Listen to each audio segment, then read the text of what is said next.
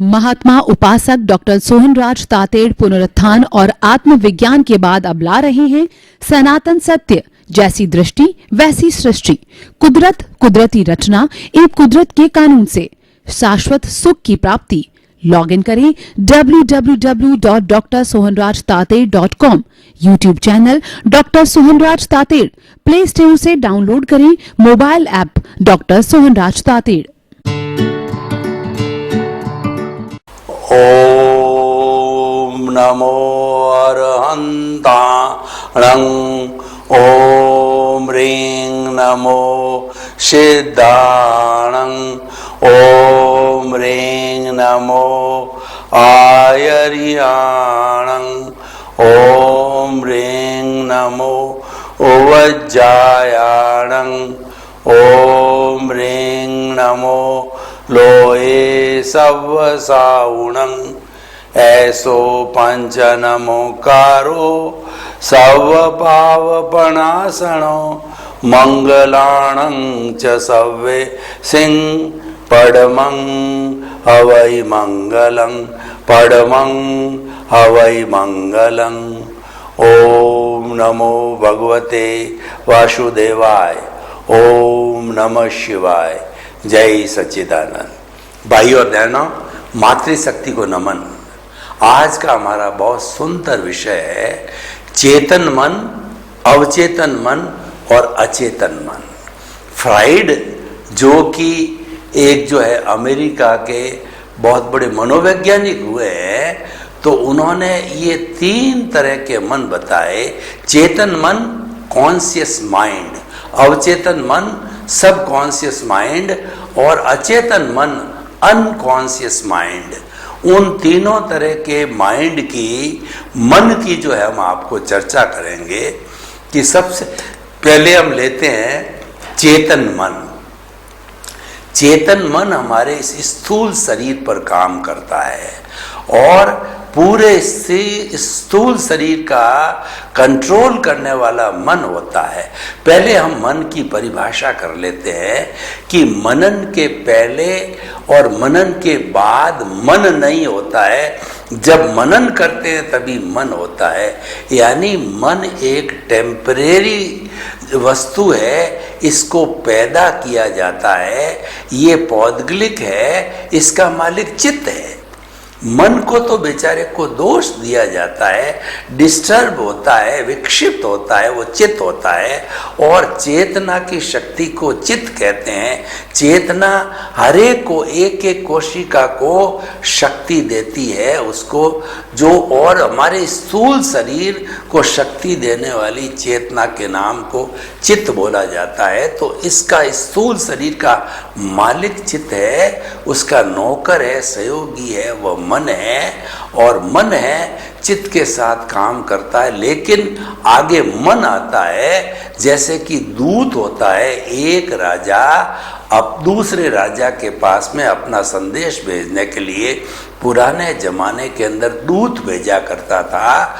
तो दूत क्योंकि आगे जाता था, तो कई बार राजा या राजकुमार जो है, अगर अच्छी बात नहीं होती, कोई चैलेंज की बात होती, तो उसको मारने की चेष्टा भी करते थे। लेकिन ऐसा एग्रीमेंट का दूतों के लिए, क्योंकि डाक को लाने ले जाने का सिस्टम मात्र दूत ही था, तो उसको नहीं मारा जा सकता।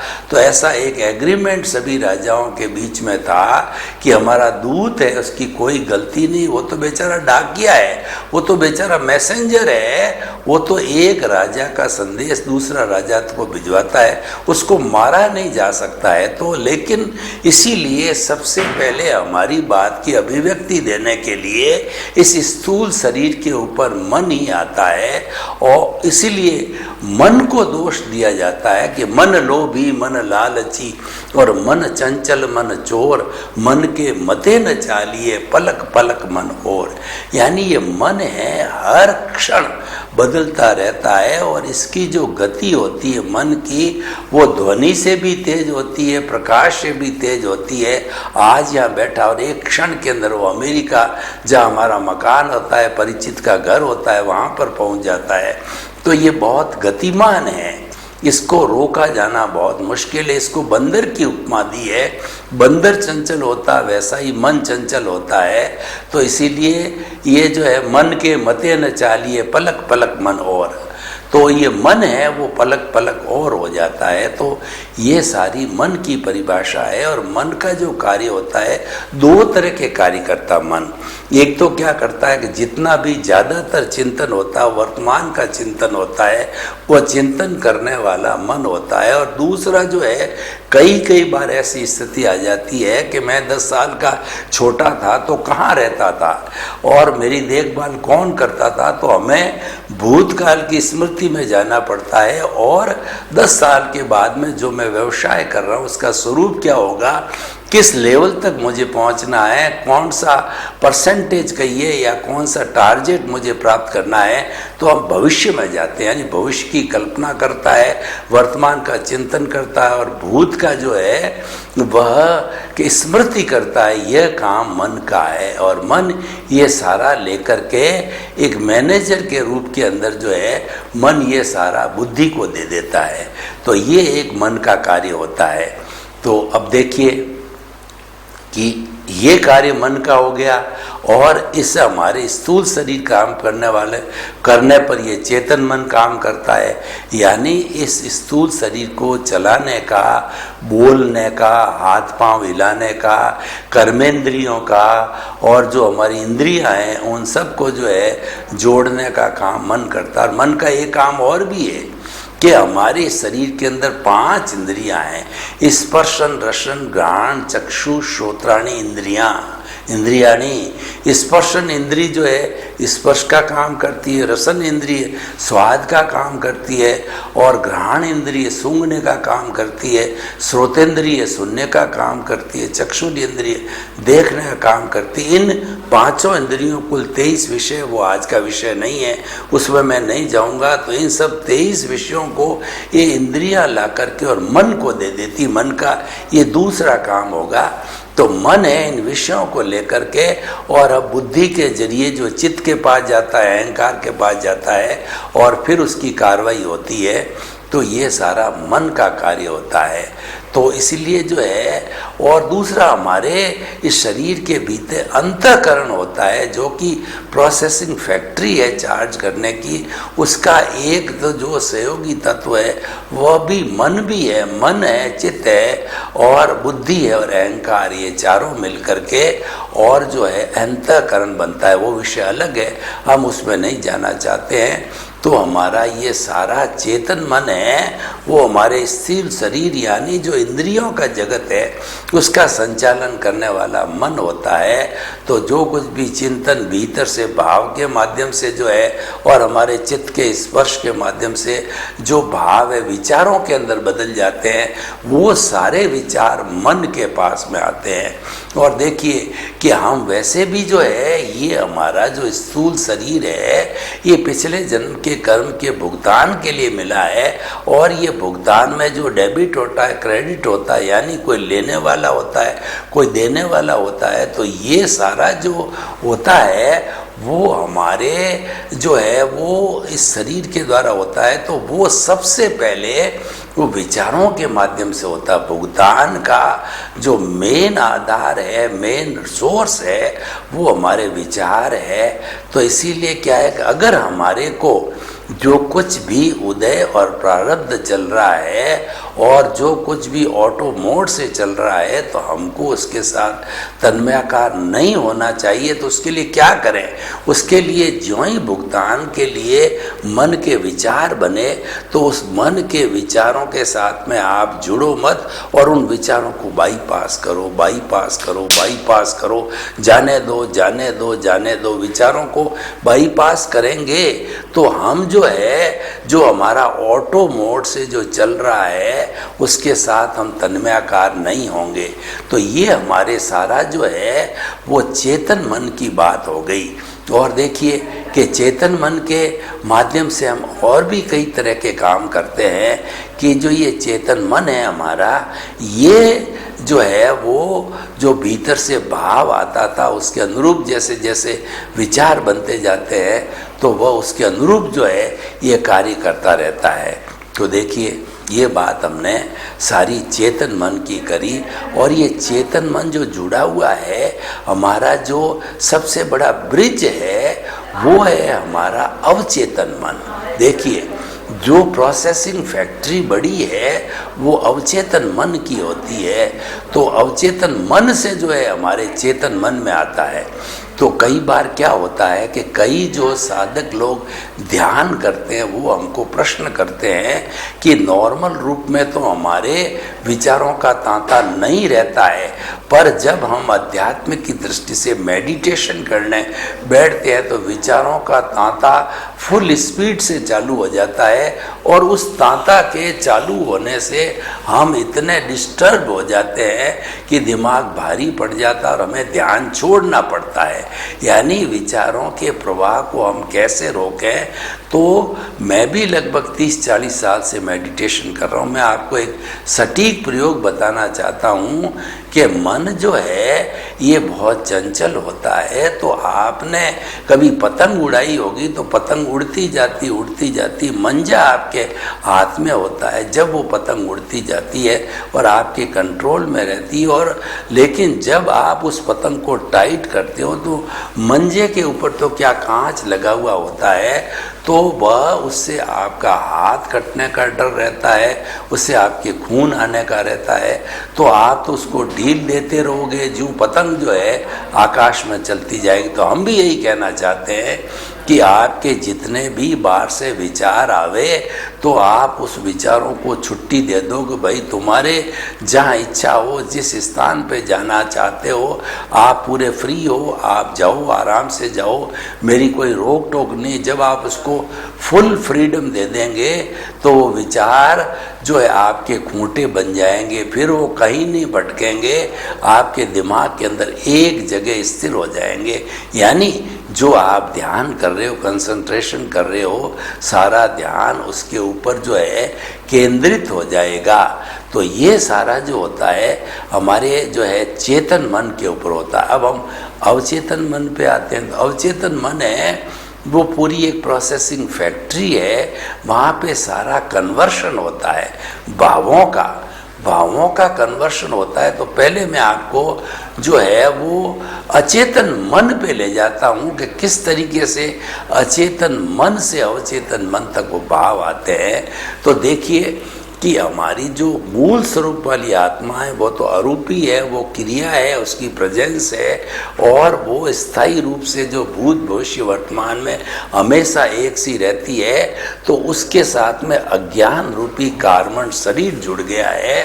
उस कार्मण शरीर को हम अचेतन मन कहते हैं। यानी वो 8 कर्म ज्ञानावर्णीय, दर्शनावर्णीय, वेदनीय, मोहनीय, आयुष्य, नाम, गोत्र और अंतराय की 148 प्रकृतियाँ, जो कि प्रकृति, स्थिति, प्रदेश, अनुभाग, जो इसके कर्मों की 10 जो अवस्थाएं हैं उसके अनुरूप जो है सारा चिट्ठा जो है कार्मण शरीर के रूप में, वो अचेतन मन के रूप में, अनकॉन्शियस माइंड के रूप में, वह हमारी आत्मा के साथ अज्ञान के रूप में जुड़ जाता है। और वो जो है प्रारब्ध और उदय के अधीन जब वो पकता है, जब फल है, तब वो उदय होते रहते हैं। तो ये अचेतन मन और हमारी शुद्ध आत्मा, इन दोनों के बीच के अंदर मल युद्ध चलता रहता है। इसके बीच में लड़ाई होती है। तब जब आत्मा विजयी हो जाती है तब जो क्या उसको क्षोभसम बोलते हैं दार्शनिक भाषा में, तो आत्मा का गुण अच्छाई देने का होता है। तो इसीलिए जो भी शुद्ध भाव, शुभ भाव है, वो शुभ भाव हमारे भीतर वहाँ से दोनों को लांग करके, और उसके बाद के अध्यवसाय होता है, अध्यवसाय को टच करते हैं। अध्यवसाय तक जो ये वाइब्रेशंस जाते हैं वो कलरलेस होते हैं। इनको हम लेश्या बोलते हैं, जो बाद में जाके भावों में बदलती है। जो कलरलेस वेश्या लेश्या जो है, अगर मान लो आत्मा विजित है तो शुभ लेश्या, और कर्म शरीर विजित है तो अशुभ लेश्या। ये जैसे जैसे हमारे भाव है वो वहाँ से निकल करके अब मैं आ रहा हूँ अवचेतन मन पे, सब कॉन्शियस माइंड पे आ रहा हूँ, जो कि विश्व की सबसे बड़ी फैक्ट्री है। सारा कन्वर्शन वहाँ होता है। तो वहाँ से जो कलरलेस लेश्याएँ चली, और वो लेश्याएँ जो है वो आकर के और टच हो जाती है हमारे जो है अवचेतन मन के ऊपर, तो क्या होता है कि उसको कलर मिलता है। शुभ भाव होते हैं वो तेजो पद्म शुक्ल लेशिया, तेजो का होता है कि वो पिंक कलर की चमकती हुई, और पद्म वो हमको शांति देती है। और जो पद्म लेशिया है वह पद्म लेशिया चमकता हुआ हल्दी का जो कलर होता है, और वह जो हमको आनंद की अनुभूति कराता है।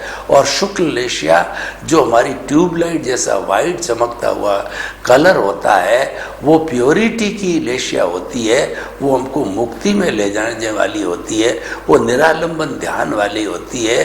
तो वो लेशिया तो बहुत ही पहुँचे हुए साधकों के आती है। तो ये सारी लेशियाएँ जब कलर प्राप्त कर लेती है अवचेतन मन पर, तो अवचेतन मन के साथ में जो चेतन मन के सहयोगी तत्व होते हैं, जिसको हम डक्टलेस जो है ग्लैंड्स कहते हैं, तो ये डक्टलेस एंडोक्राइन ग्लैंड जो कि मालिक जिसका जो है चेतन मन है या चित्त है, तो वो उनको टच होती है। तो जब वो भाव का रूप ले लेती है और वो वाइब्रेशन फॉर्म में थी जो है शुभ लेशियाएँ, और कई बार अशुभ लेशियाएँ भी आती है जिसके अंदर कार्बन शरीर विजित हो जाता है।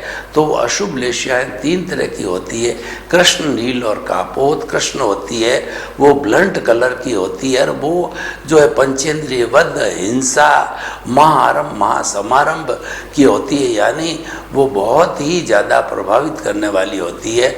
और दूसरा होती है नील लेशिया होती है, नीले कलर की होती है, वो धोखाधड़ी, कूट, माप और झूठा माप, झूठा तोल, धोखा, इन सब चीज़ों की, झूठे जालसाजी, ये कागज, इन सब चीज़ों की होती है, वो नील लेशिया होती है। और एक कापोत लेशिया जो कबूतरी कलर की होती है, वो सारी नेगेटिव थॉट्स वाली होती है। उसके अंदर 18 तरह के जो नेगेटिव थॉट्स है हमारी भारतीय संस्कृति के, प्राणातिपात, मर्शावाद, अदत्ता दान, मैथुन, परिग्रह, क्रोध, मान, माया, लोभ, राग, द्वेष, कलह, व्याख्यान, शून्य, पर परिवार, रति अति, माया, मर्सा, मिथ्या दर्शन, शल्य, पाप, ये सारे जो है कबूतरी कलर की होती है, जो कि जो है कापोत लेशिया कहलाती है। तो ये भाव पैदा करती है। तो ये भाव जब हमारे वाइब्रेशंस के माध्यम से जो है वो एंडोक्राइन ग्लैंड को टच हो जाते हैं, और ये कलर मिलता है इसको, जो है हमारे जो अवचेतन मन से मिलता है, जो सबकॉन्शियस माइंड से मिलता है, और वो एंडोक्राइन ग्लैंड्स जो है इन वाइब्रेशंस को जो है लिक्विड हार्मोन्स के अंदर बदल देती है। और जो चित्त हमारे स्थूल शरीर पर है और हमारा अचेतन मन है, बुद्धि है, उनकी सहायता से ये सारा जो है विचारों में बदल जाता है। और उन विचारों को उपयोग में और एक्शन में लाने के लिए कर्मेंद्रियाँ है, हमारा हाथ है, पाँव है, इत्यादि है, इंद्रियाँ है, उसके माध्यम से जो है ये वर्क करने लग जाता है। तो ये उसको जो है वो सारा काम अचेतन हमारे अवचेतन मन से होता है। हमारा जो सबकॉन्शियस माइंड होता है वो कई तरह के काम करता है, क्योंकि सबसे बड़ी प्रोसेसिंग फैक्ट्री है। तो जितने भी ये जादू दिखाने वाले होते हैं या जो है ये संकल्पशील लोग होते हैं, जो कि जो है वो अपने कहना चाहिए कि जो है छाती के ऊपर से 30 टन के जो है ट्रक और टोले निकलवा देते हैं, वो सांस को रोक लेते हैं, वह भी अवचेतन मन का कार्य है। और अवचेतन मन के अंदर पे काम करने वाले लोग वो जो अवधान किया करते हैं, यानी कोई व्यक्ति जो ऐसे पहुँचे हुए साधक या मुनि को 30 अंक की संख्या सुना देता है एक बार, तो उस 30 अंक को उसी ऑर्डर में जमा करके और वापस पूछा जाता है वो 30 अंक कौन कौन से हैं, तो 30 अंक एज इट इज जो है वो बता दिए जाते हैं। तो इसीलिए जो है वो हम उन जो है अवचेतन मन के माध्यम से जो है ये सारा अवधान का कार्य होता है। तो ये सारा अवचेतन मन करता है, सबकॉन्शियस माइंड करता है। सबकॉन्शियस माइंड जो है और भी अनेकों तरह के कार्य करता है, क्योंकि सबसे बड़ी विश्व की फैक्ट्री है ये अवचेतन मन में। ये कार्य ये भी करता है कि ये अगर मान लो जाति स्मरण टाइप वर्क होता है कि आपने जो है वो 3-4 वर्ष की अवस्था के अंदर कोई भी कार्य किया है तो आपको हूबहू, क्योंकि अवचेतन मन में चला गया तो एज इट इज उसका फोटो पड़ जाता है और वो आपको दिखाई देता है बिल्कुल। क्योंकि वो जो हमारे अवचेतन मन के अंदर कोई भी चीज़ चली जाती है तो वो साफ नज़र आती है कि 3 साल की उम्र के अंदर मैं वहाँ था, ये कार्य कर रहा था, क्योंकि वो अवचेतन मन दिखाई देता है। आपको अगर कभी भी रात्रि के समय के अंदर 3 बजे 4 बजे उठना होगा तो अवचेतन मन को कह दीजिए तो वह आपको बिना किसी अलार्म के 3 बजे उठा देता है। तो ये काम भी अवचेतन मन करता है। तो भाई और बहनों, ये हमने चेतन मन, अवचेतन मन और अचेतन मन की बात कही कि ये जो अचेतन मन है वो कैसे कार्य करता है। ये तीनों मिलकर के और हमारी सारा जो चिंतन की प्रक्रिया है उसका संचालन करते हैं। इसीलिए इन तीनों मन को समझना है वो बहुत ही ज़रूरी हो जाता है। और इन तीनों मन में से जो मुख्य कार्य होता है वो होता है हमारा अवचेतन मन का। तो कोई भी आप करेक्शन देना चाहें, कोई भी काम के अंदर सुधार करना चाहें, कोई याददाश्त को बढ़ाना चाहें तो आप अवचेतन मन के अंदर वो चीज़ फिट कर दीजिए। मान लीजिए कि आपको मुक्ति की अवस्था में जाना है तो आप अवचेतन मन में जो है सिमंदर स्वामी के प्रति भावना पा करके कि हे सिमंदर स्वामी भगवान, मुझे जो है वो आपके चरणों में जल्दी बुलाओ, जल्दी बुलाओ, मुझे मुक्ति को जाना है। हे पांचाली बोली देवी, चंद्रायण एक्स देव, शास्त्र देवी देवताओं, ये दादा भगवान आप रोज उड़न खटोला लेके जाते हो और भवी जीनों को सिमंदर स्वामी के दर्शन कराते हो, तो मुझे भी दर्शन कराओ, मुझे अगला जन्म सिमंदर स्वामी के चरणों में होना है। तो ऐसी आप रोज भावना बातें बातें और वो पूरी चिप है और वो पूरी बात है, वो टेप है, वो आप अवचेतन मन पर फिट कर दो तो अवचेतन मन है जो वो अपने आप जो है आपकी भावना को सिमंदर स्वामी के चरणों में लाओगे। जो हम प्रतिष्ठा की बात करते हैं कि हमारी ये प्रतिष्ठित आत्मा प्रतिष्ठा करती है तो उसमें अवचेतन मन का रोल होता है।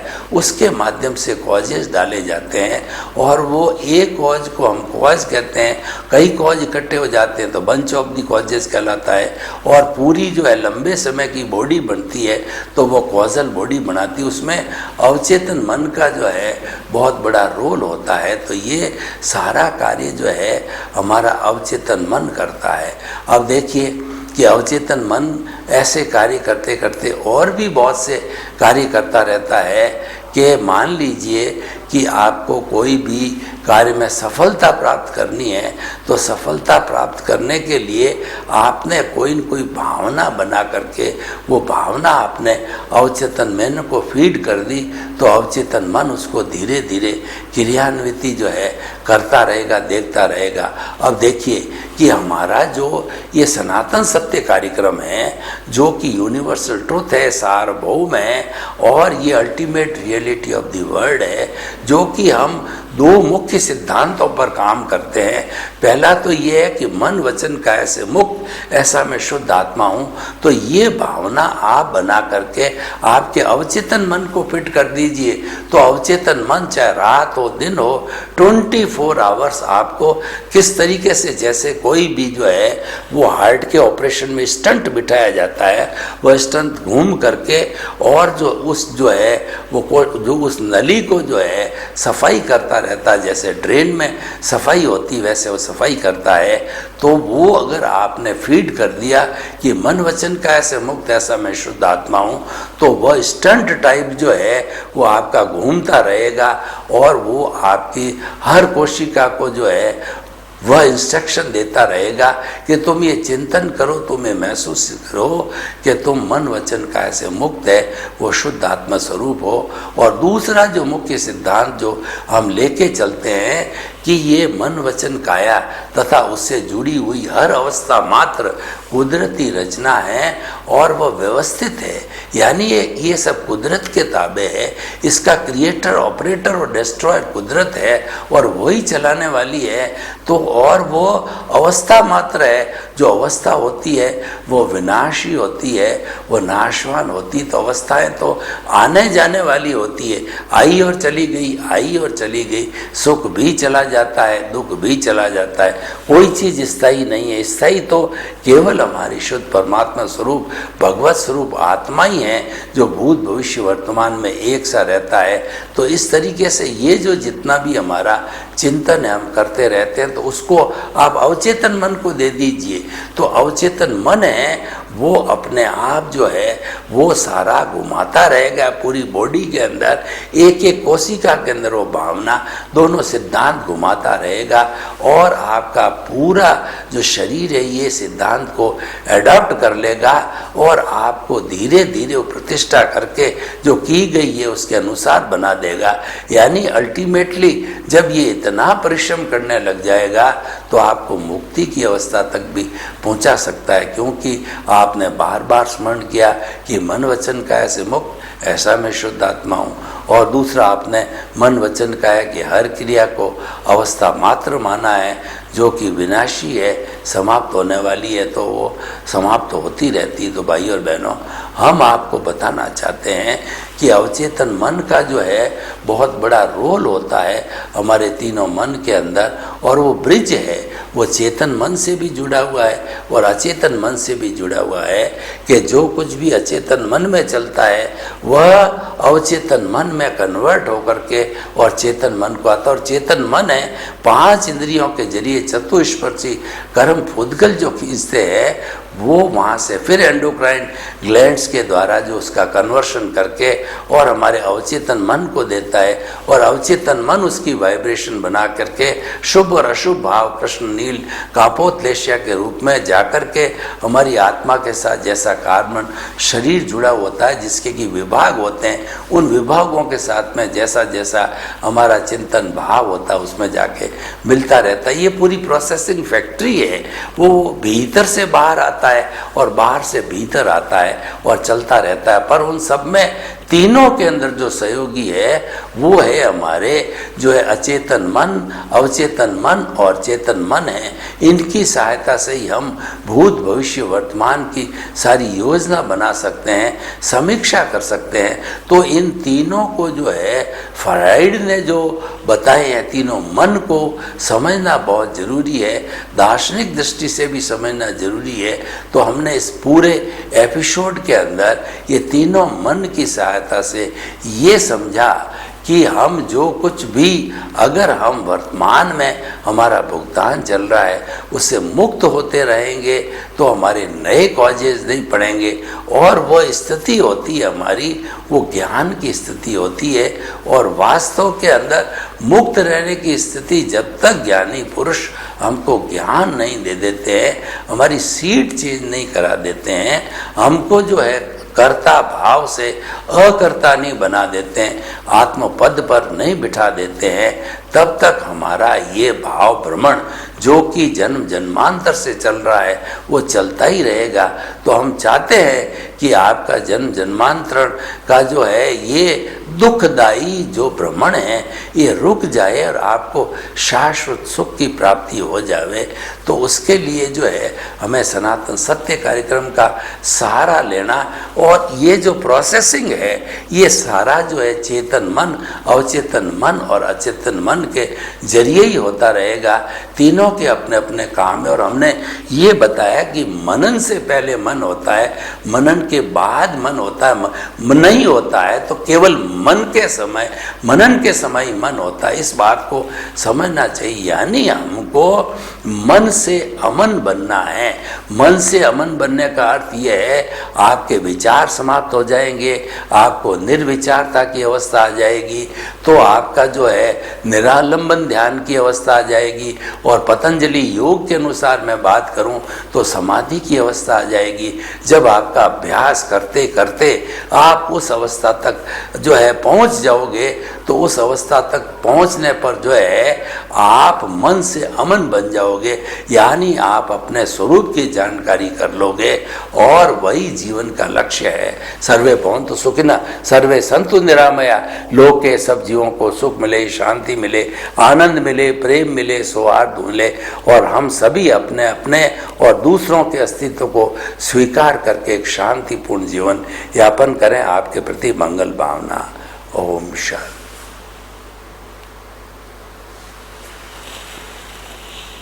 महात्मा उपासक डॉक्टर सोहनराज तातेड़ पुनरुत्थान और आत्मविज्ञान के बाद अब ला रहे हैं सनातन सत्य, जैसी दृष्टि वैसी सृष्टि, कुदरत, कुदरती रचना एवं कुदरत के कानून से शाश्वत सुख की प्राप्ति।